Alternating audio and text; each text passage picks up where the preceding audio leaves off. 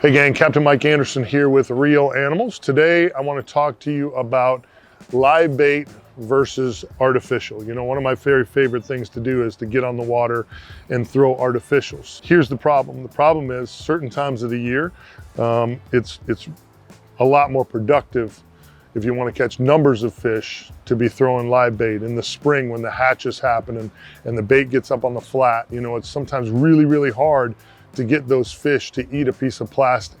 Not impossible, but it's much harder to do, especially with all of the heavy pressure that happens in and around West Central Florida here. You know, over 2 million people live in the Bay Area now, so Tampa Bay waters are pretty choked full of boats. There's a lot more people using Charlotte Harbor now, even up towards Crystal River, Homosassa, out of the plantation on Crystal River, all that stuff. There's just a lot more people fishing those areas. So certain times of the year, you want to be smart and go in with live bait. If there's a lot of bait on the flat, that's the time you want to go in there with live bait to do battle with what's in the estuary. Other times, especially like right now, it's winter time here in West Central Florida, and the key is that a lot of the bait disappears. Water temps get down, bait disappears. So the fish that you do find are actually looking for meals.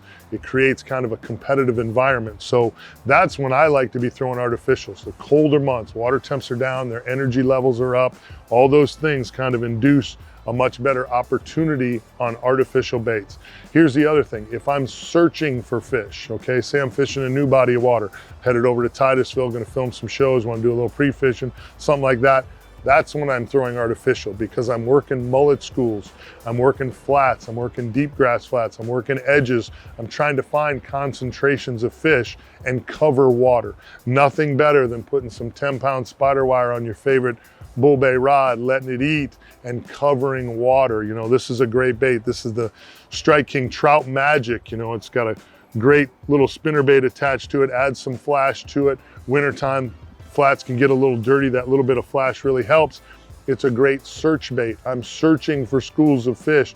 Then you can kind of weed through things and see where your bigger fish are and blah, blah, blah. And then maybe it is a shrimp bite. Maybe you're gonna switch to shrimp if you wanna go in there and catch a boatload of fish to take home or something like that. But if it's just me and I'm out fun fishing, I'm looking for fish, I'm trying to cover water, these are the types of baits I'm throwing. Plastics, MirrOlure marsh minnows, rage swimmers from Strike King, all those types of baits, covering water.